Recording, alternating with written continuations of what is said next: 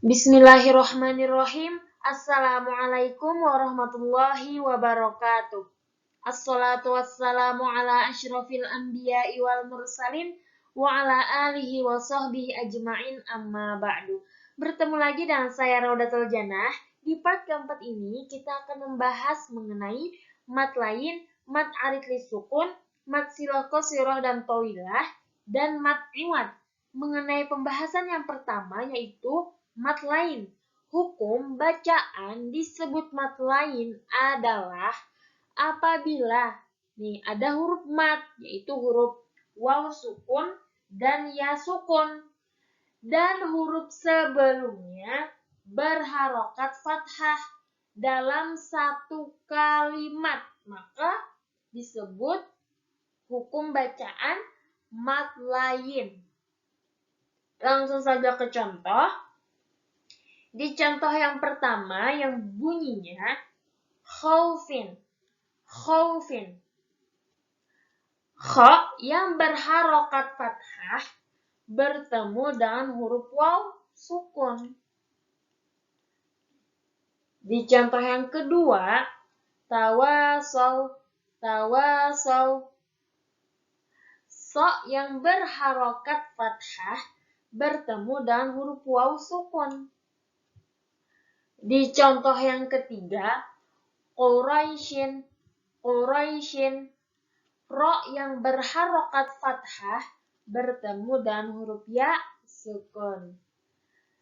Di contoh yang terakhir, Aro'aita. Hamzah yang berharokat fathah bertemu dengan huruf ya sukun.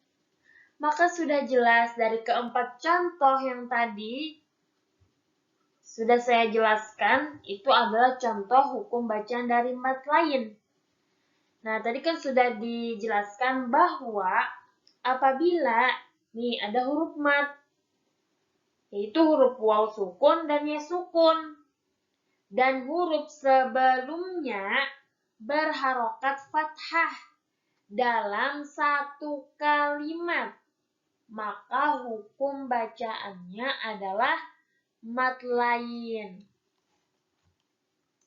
Pembahasan selanjutnya mengenai mat arid lisukun.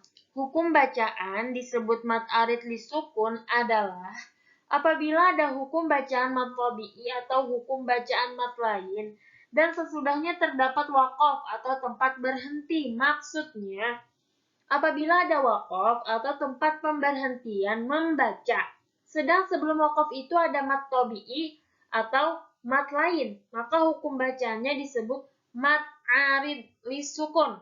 Dan cara membacanya ada 3 macam, yaitu supaya dibaca panjang sama dengan mat wajib mutasil, yaitu 6 harokat. Yang kedua, dibaca 4 harokat, yakni 2 kalimat tabi'i. Dan yang ketiga, boleh hanya dibaca seperti mat tabi'i, yaitu 2 harokat. Langsung saja ke contoh. Di sini sudah ada beberapa contoh mengenai contoh hukum bacaan dari mat arid lisukun. Di contoh yang pertama yang bunyinya sahun. Nah, sudah jelas kan? Sesudah bacaan dari sahun, ada tanda baca waqaf atau tempat pemberhentian membaca. Karena dia dibaca sahun, bukan dibaca sahuna. Di sini dhammah bertemu dengan huruf waw sukun. Ini huruf hukum bacaan dari mat tabi'i. Dikarenakan sesudahnya terdapat waqaf atau tempat berhenti, maka hukum bacaannya menjadi mat arid lisukun. Begitu juga contoh-contoh yang berikutnya. Nah, contoh yang kedua, min khauf.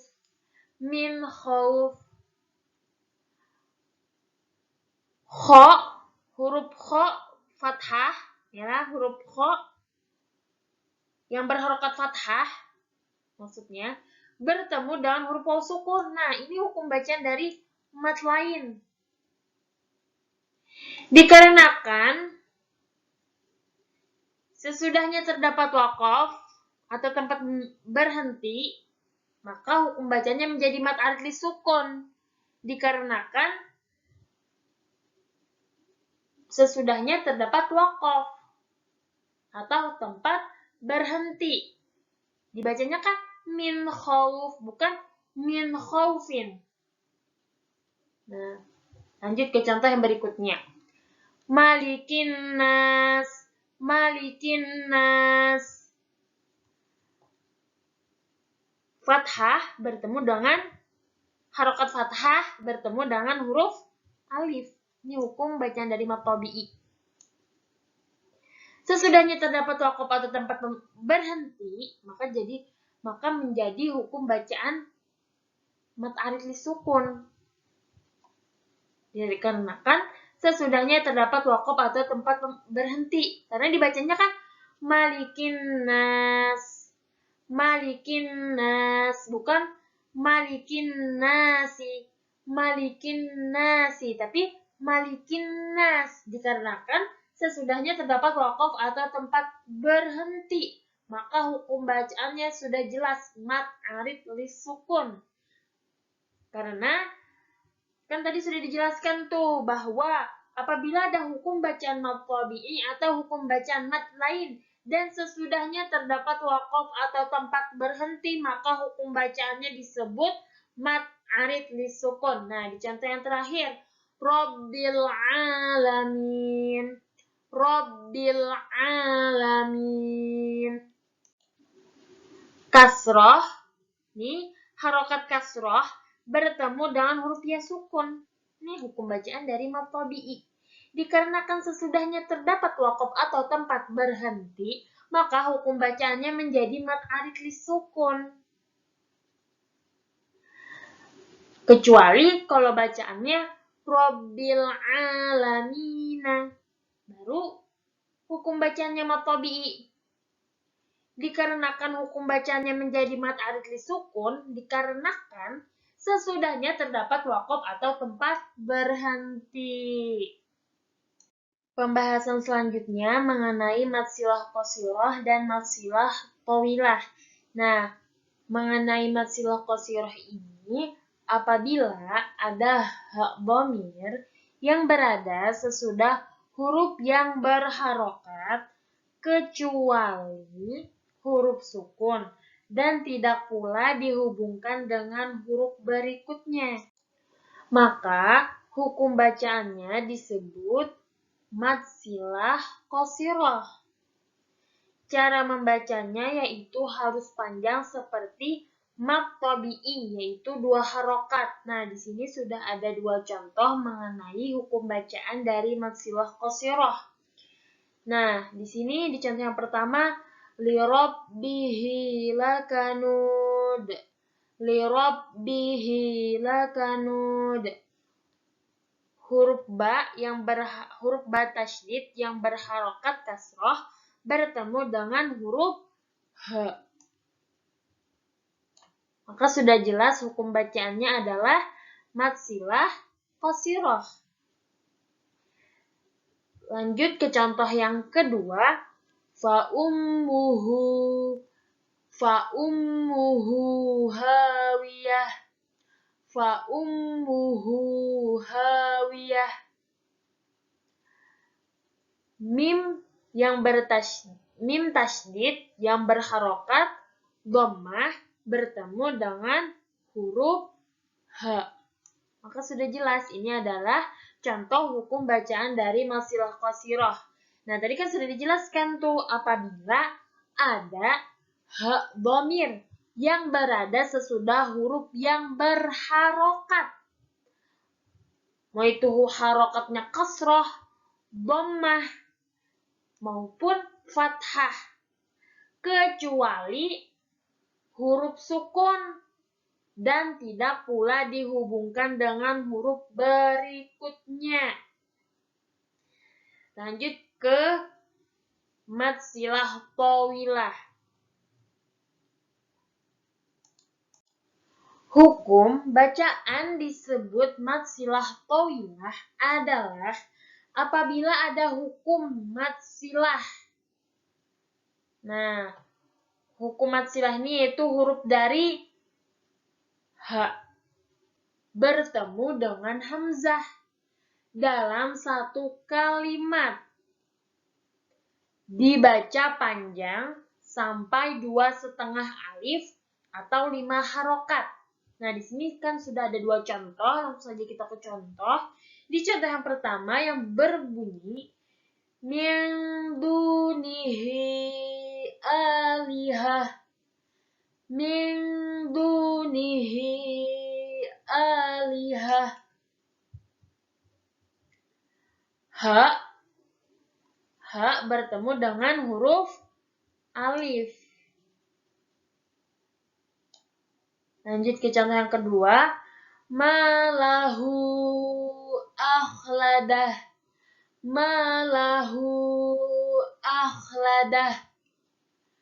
H bertemu dengan huruf alif.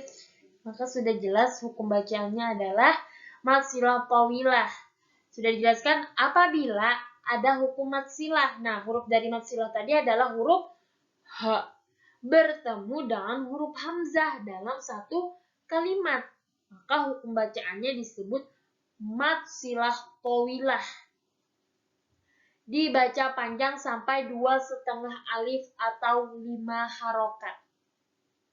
Pembahasan yang terakhir mengenai mad iwad. Hukum bacaan disebut mad iwad adalah apabila ada fathatain pada akhir kata karena waqaf dan dibaca mad sebagai pengganti tanwin sehingga harokat tanwin tidak lagi dibunyikan.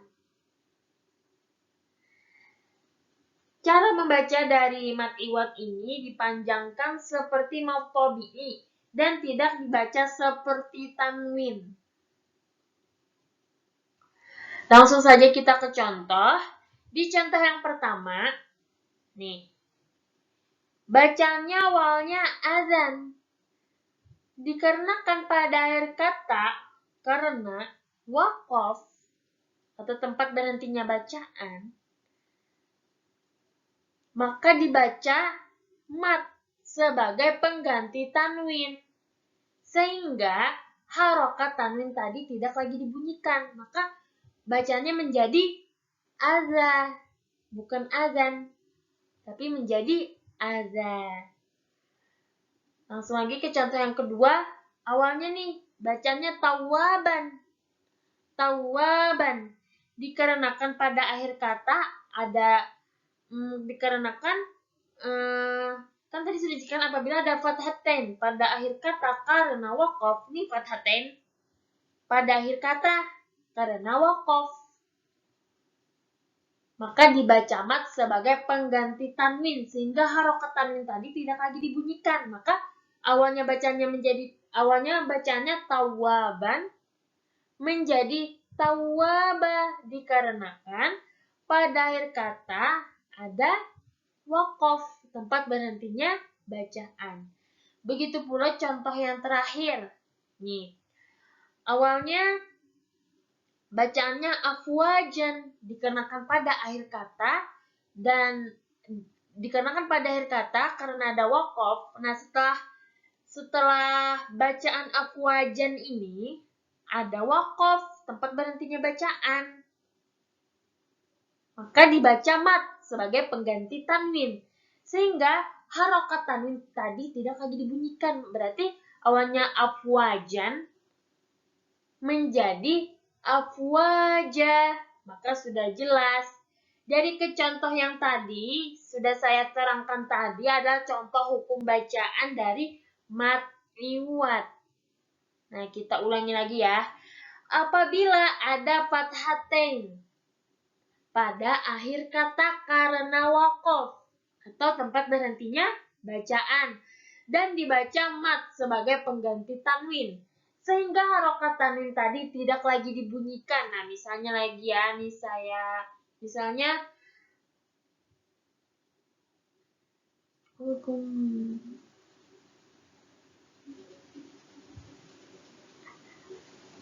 misalnya hakiman. Karena setelah bacaan Hakimah, hakiman ini ada tanda waqaf atau tempat berhentinya bacaan. Maka menjadi hakimah, bukan hakiman. Nah, sudah jelas ya? Itu contoh dari hukum bacaan mad iwad. Oke, ini saja yang dapat saya sampaikan. Mohon maaf apabila masih ada kekurangan dalam penyampaian materi. Akhirul kalam, wassalamualaikum warahmatullahi wabarakatuh.